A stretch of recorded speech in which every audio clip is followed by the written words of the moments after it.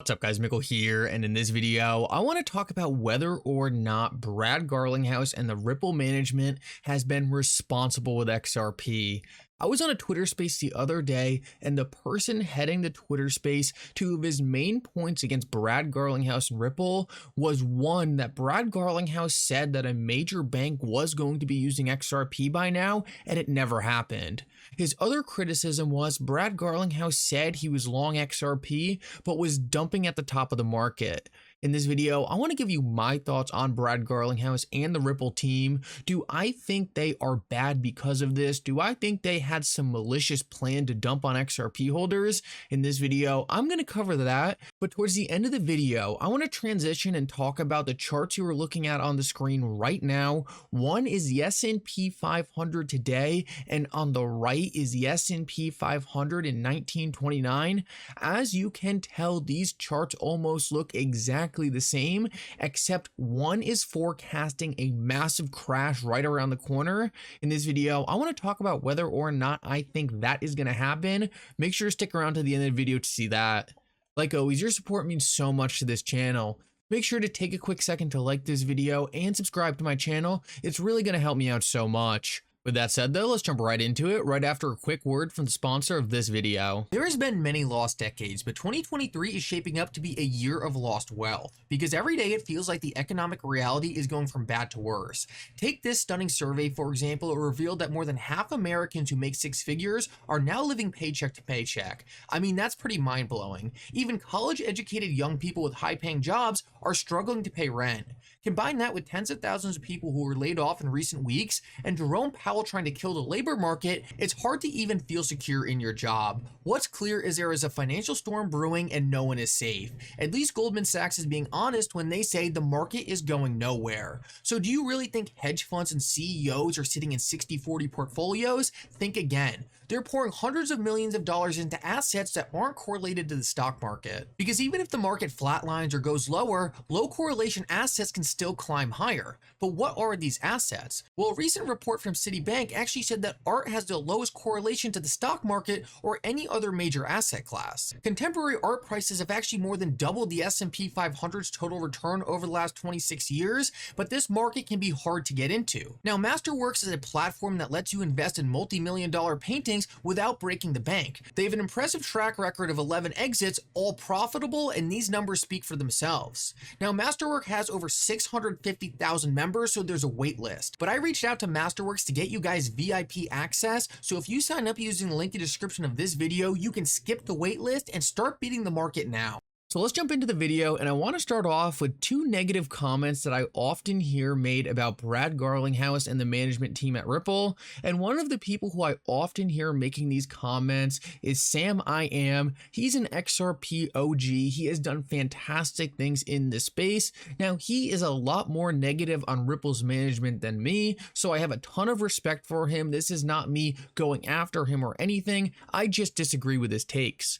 So the first take he has is one, that Brad Garlinghouse was essentially manipulating XRP holders when he said a major bank would have been using XRP by now. Essentially, back in 2018, Brad Garlinghouse said, by the end of this year, we are going to see a massive institution using XRP. Now, I want to start off and talk about whether or not I think Brad Garlinghouse was lying here or something else happened. Now, Sam I Am seems to think that Brad Garlinghouse was lying to essentially force retail to jump into XRP and pump its price. Me personally, I disagree with this. And the main reason I disagree with this is because 2018 was about the time in which the SEC started investigating Ripple. What we know is one of the SEC's main allegations in this case is that Ripple should not make announcements that increase the price of XRP. The SEC directly put an expert on this case to analyze every single one of Ripple's announcements and tried to decipher whether or not that announcement led to an increase in the price of XRP. This was one of the SEC's main arguments for XRP being a security of Ripple. So why is that important? Well, obviously, if Ripple knew the SEC was suing them, and they would have known because the SEC was going to be asking for a lot of documents, they would have had to be extremely conservative in the news they were releasing. Obviously, Ripple wasn't going to release some massive announcement that could spike the price of XRP because the SEC was going after them, alleging this exact thing. So this is one thing that I think is really important to think about. But I also think it's important to look on the other side of that. I once watched an interview with Elon Musk, and for those of you who don't know, Elon Musk and Tesla were actually sued by the SEC in 2018. One of Elon Musk's comments for why he settled the case was because he said the second the banks he was working with found out that he was being sued by the SEC, they told him, if you don't settle this case with the SEC right now, we're going to be done doing business with you. Essentially, Tesla at this time was completely reliant on these banks, so he had to capitulate and say, okay, you know what, I'm going to settle this case. What does that have to do with Ripple? Well, obviously, the big banks that Ripple wanted to work with didn't want to have any part in Ripple if they were about to get sued by the SEC. Now, they likely still wanted to work with Ripple, but they certainly wouldn't have wanted that information to be public. So what do I think happened? I think Brad Garlinghouse likely had some big banks lined up that were going to start using XRP. And the SEC actually got wind of that and said, oh, really? You think so? Well, just wait until the case we're about to drop on you. I have a feeling this is exactly what happened. Now, I don't know if the SEC hearing this announcement is what made them go after Ripple and XRP. I have a feeling it likely perked their interest at least a little bit. But at the end of the day, I'm fairly confident that the SEC is the reason these announcements never got made. I have a feeling if the SEC ended up giving XRP clarity back in 2018 like they did Ethereum, we would have seen massive announcements already of these banks using XRP, and that was exactly the SEC's intention. They wanted to stifle Ripple, they wanted to slow down their adoption, and I have a feeling that's why we haven't seen this massive announcement that Brad Garlinghouse is touting. Now, the good news about that is I think we have a ton of announcements being stored up right now that Ripple's just had to be conservative with. Brad Garlinghouse and Ripple has said multiple times, we have signed so many NDAs because we just can't release a lot of our partners yet. I have a feeling what we're watching is kind of like a rubber band being stretched back and stretched back. Brad Garlinghouse and Ripple have to be super conservative with what they're saying, but eventually we're going to get clarity from Judge Torres. That could be right around the corner. And when we do, I think that rubber band is going to snap and we are going to see an explosion of partnerships coming out of Ripple that have been stored up for years now. And now I want to talk about one other thing Sam I Am was saying about XRP, and like I said, I have a ton of respect for him, I just disagree with him. He was saying that Brad Garlinghouse was dumping XRP at the top of the market. Now it is true Brad Garlinghouse was dumping XRP as XRP skyrocketed in value in 2018. He was also saying he was long XRP at that time. So what do I make of it? Well, some people think that means Brad Garlinghouse was trying to trick retail. Hey, I'm long XRP, but I'm also dumping on you. I don't see it like that. Brad Garlinghouse still owns a ton of XRP. He also took a very large portion of his compensation in XRP. So what do I think happened? I think he saw XRP skyrocketing, thought to himself, hey, I'm going to take some profits, but I don't want to scare the XRP community into selling all their XRP. I don't want them to think I'm getting rid of all my XRP. So what am I going to do? Tweet out, hey guys, I'm still long on XRP, and then put in some sales.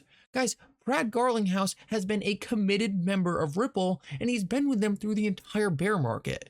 This is not some guy who wanted to dump all his XRP and leave. If he wanted to do that, it would have already been done. Brad Garlinghouse has been an incredible CEO in my opinion. He's been here for the long run, and him saying he's long XRP and taking some profits is something we are all going to do as well. When XRP goes to a certain price, we're going to sell some too. But it doesn't mean we're going to sell everything, and it doesn't mean we're not still bullish on XRP.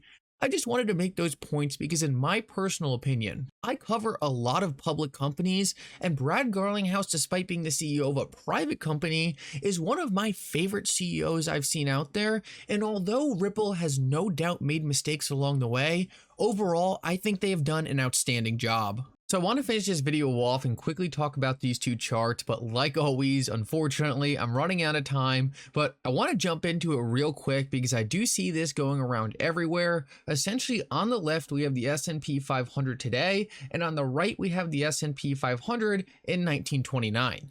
A lot of people are saying because these charts look the same exact thing is going to play out and the S&P 500 is going to rip down like 90%.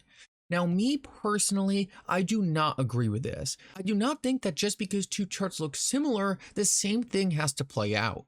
1929 was the Great Depression. It was one of the biggest economic catastrophes in history. The only way I think we could have something even close to comparable to something like that would be if the United States was to default on the debt. Now, me personally, I don't think that is going to happen. We already have both parties meeting together, both parties saying we will not default on the debt, and I just do not think there is any way they don't come to an agreement. Now, with that said, something else we are also seeing is the stock market is telling us we're not scared of a default.